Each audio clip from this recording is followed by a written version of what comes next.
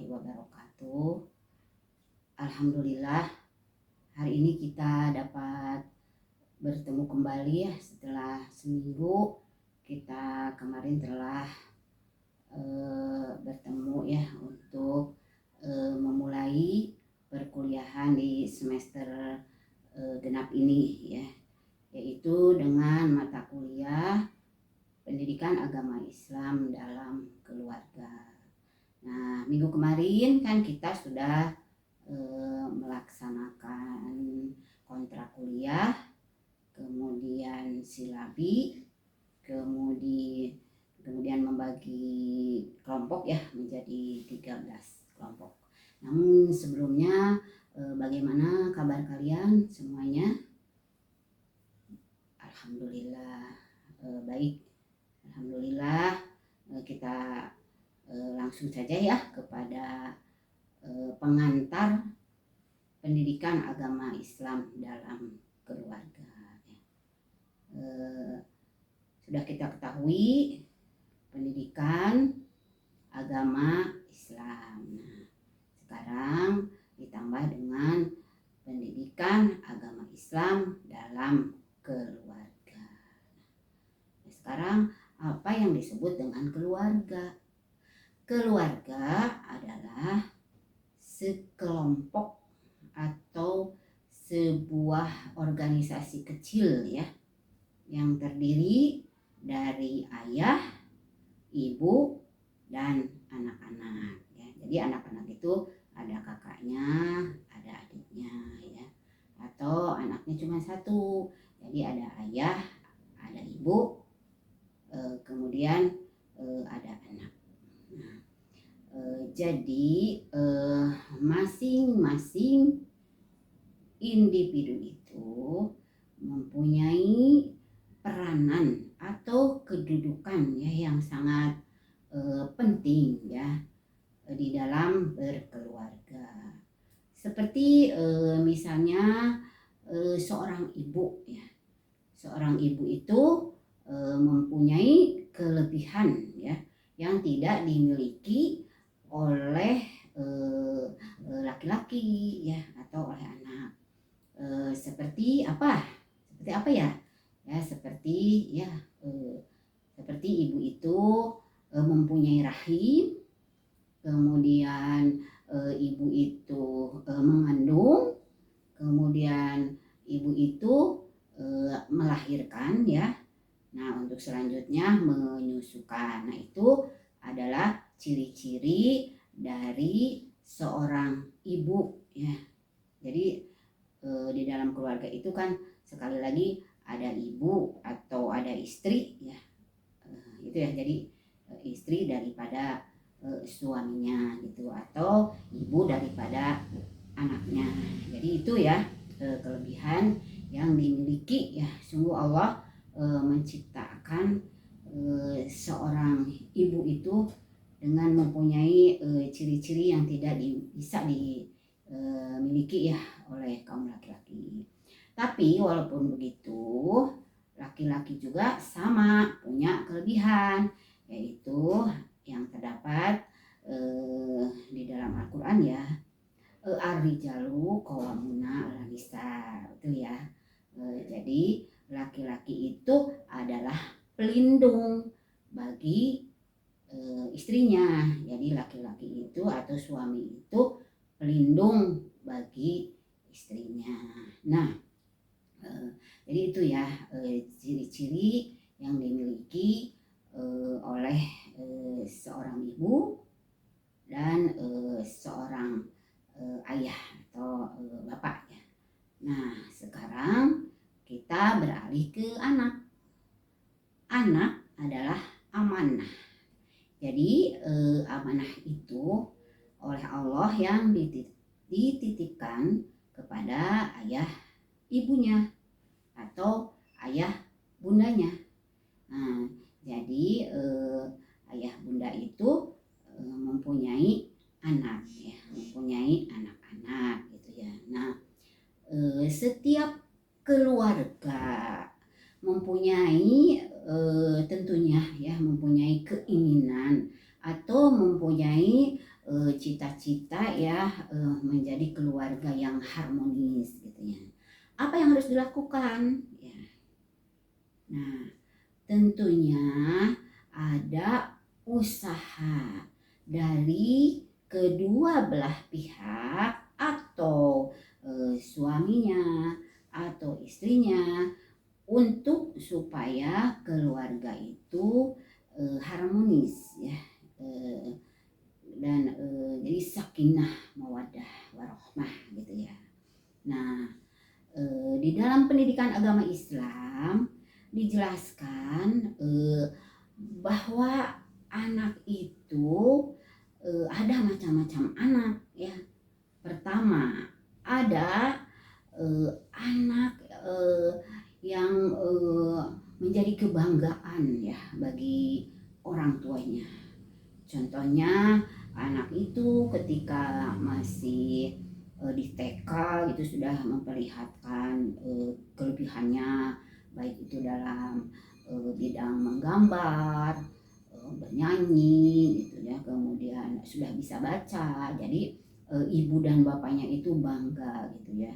Kemudian ketika di SD dia menjadi juara, kemudian di SMP, kemudian menjak ke SMA, kemudian ke perguruan tinggi, dia selalu menjadi orang yang unggul ya dibandingkan dengan yang lainnya. Nah, tapi apakah itu akan membuat kita menjadi bahagia? Ya, tentu ya kalau dilihat dari sisi materi. Nah, kemudian yang kedua ada anak yang menjadi membuat kita membebani gitu ya, membebani atau membuat kita menjadi beban gitu ya, seperti ada anak yang menghancurkan atau ya, yang merusak gitu ya, merusak keluarga atau ayah ibunya gitu ya. Kenapa? Misalnya seorang ibu ya, seorang bapak yang sudah merintis sebuah perusahaan gitu ya, tiba-tiba anak itu memang dari kecilnya entah kenapa ya, atau dimanja atau salah didikan atau entah bagaimana gitu ya, tapi tiba-tiba anak itu ketika sudah besar menjadi membuat perusahaan keluarganya itu menjadi bangkrut gitu ya. Nauzubillah min dzalik. Nah, kemudian ada anak yang macamnya seperti begini, suka dengarkan kurota ayun gitu ya.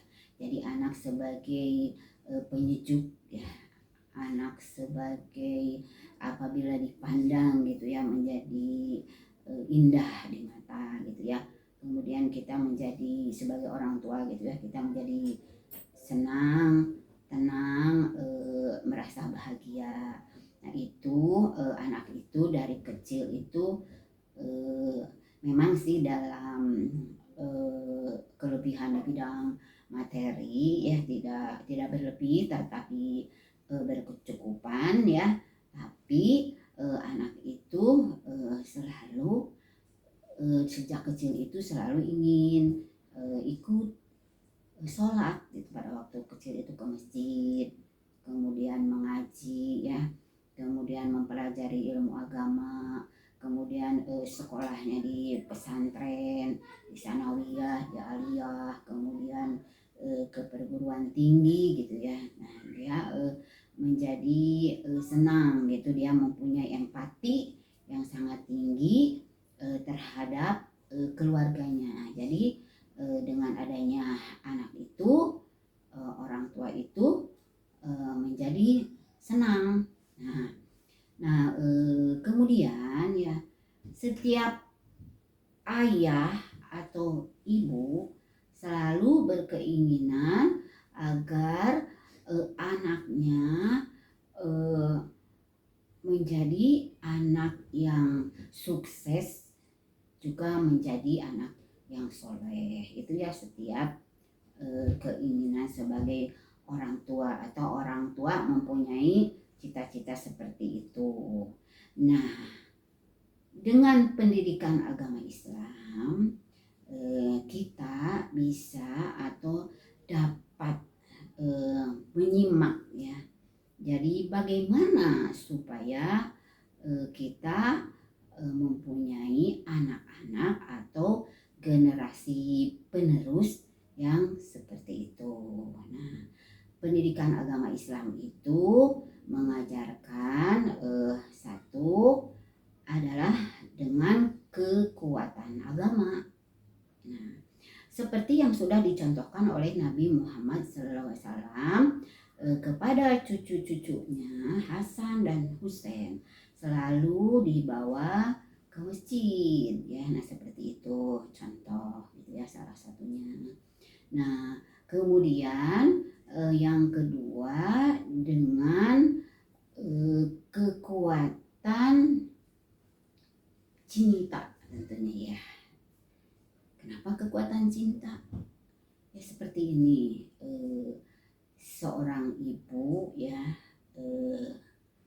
mengandung 9 bulan, selama 9 bulan ya, kemudian melahirkan, kemudian menyusukan. Nah, itu tentunya dengan penuh kasih dan sayangnya. Jadi seperti begini, kita membedakan antara kasih dan sayang. Nah, seperti begini, ketika seorang anak ya, misalnya seorang anak laki-laki meminta motor misalnya, tapi pada usia masih belum boleh mendapatkan SIM. Nah, kita itu belum berikan ya. Kenapa? Karena kita punya sayang. Kasih bisa memberikan dengan adanya uang gitu ya. Tetapi kita masih memperhitungkan sayangnya, karena dikhawatirkan ketika anak itu belum dibolehkan berkendaraan ya, belum dewasa dalam berkendaraan. Nah, sayangnya seorang ibu itu memperhitungkan bagaimana anak itu nanti ada apa-apa gitu ya, kecelakaan gitu misalnya. Nah, seperti itu membedakan kasih dan sayang. Nah, itu jadi tadi yang pertama apa? Yang pertama itu adalah kekuatan agama.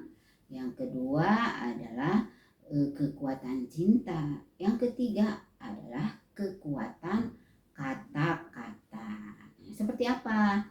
Jadi kata-kata kita itu yang keluar dari mulut kita itu akan menjadikan sebuah kepribadian anak. Kalau terlalu sering diberikan kepada anak, itu akan membentuk kepribadian anak. Jadi apa yang diucapkan oleh ibu terutama itu harus dengan kata-kata yang baik, dengan kata-kata yang memotivasi, dengan kata-kata yang lembut, dengan kata-kata yang penuh kasih. Nah, jangan bilang kepada anak sekali-kali bilang bodoh, bilang nakal,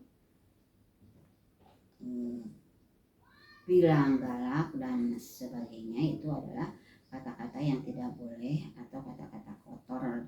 Selain itu yang dikeluarkan oleh mulut kita, terutama keluar dari mulut seorang ibu ya, karena ucapan seorang ibu itu adalah doa ya, apalagi menyumpah gitu ya, nggak boleh ya. Nah, itu pesannya. Jadi yang ketiga itu adalah dengan kekuatan kata-kata ya, paham ya. Nah, ada lagi yang keempat tentunya dengan keteladanan. Nah, keteladanan itu adalah bukan memberi contoh, tetapi menjadikan kita itu adalah contoh ya. Jadi seperti begini, misalnya di rumah nih, sudah waktunya untuk sholat duhur misalnya. Nah, tetapi anak-anak kita itu masih ada di rumah gitu. Padahal qomat sudah terdengar, azan sudah dari tadi, tetapi masih tetap tidak mau beranjak ke masjid ya. Nah di situ jadi kita tidak menyuruh, tidak memberi contoh, tetapi menjadi contoh. Nah kitanya dulu nih ya, jadi ibunya dulu yang harus memperlihatkan atau menjadi contoh berwudu, kemudian bersiap ya untuk sholat. Nah, juga bapaknya juga sama. Jadi siap-siap setelah mendengar azan itu berangkatlah ke masjid ya atau ke musola gitu ya, kan laki-laki harusnya sholatnya di masjid ya atau di musola gitu.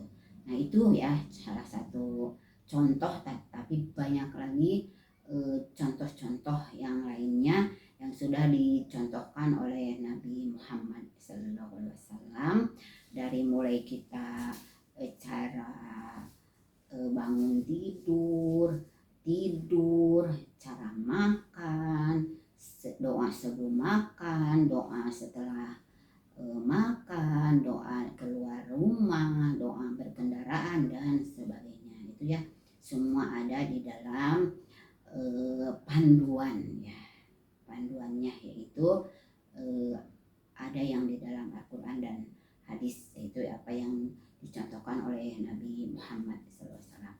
Dan yang kelima ya, yang paling penting itu adalah kekuatan doa ya. Nah di situ ada banyak doa-doa ya yang terdapat di dalam Al-Quran maupun di dalam hadis ya, bagaimana cara kita memohon ya kepada Allah Subhanahu wa taala agar anak-anak kita atau generasi penerus kita menjadi generasi yang unggul dan soleh. Tapi jangan lupa bahwa anak itu di samping amanah itu juga menjadi ujian. Nah kita disitulah letaknya kekuatan doa ya. Setelah kita tadi berikhtiar sekuat tenaga, kemudian menjadi contoh bagi anak-anak kita, bagi keluarga kita, juga tidak lupa ya selalu berdoa. Robbana hablana min azwajina wa dzurriyyatina qurrata a'yun waj'alna lil muttaqina imama ya, seperti itu. Nah kesimpulan dari materi ini dalam melaksanakan kehidupan berkeluarga ya, jadi pendidikan agama ya, yang tentunya agama Islam yang utama ya. Nah di sini di dalam Al-Quran ya yang tadi sudah kita simak bersama-sama itu kita bisa lihat ya di dalam Al-Quran surat Ar-Rum ayat 21, surat An-Nisa ayat 9, surat Al-Baqarah ayat 186 dan sebagainya. Nah demikian yang dapat Ibu sampaikan ya. Mudah-mudahan di dalam pertemuan ini kita dapat ambil manfaatnya ya.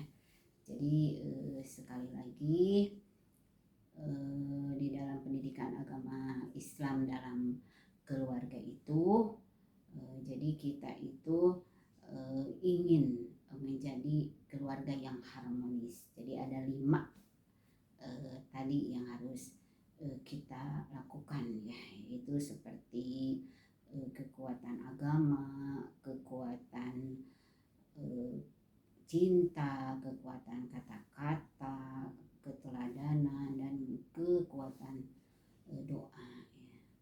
Terima kasih, tetap semangat. Kita insya Allah jumpa lagi. Wassalamualaikum warahmatullahi wabarakatuh.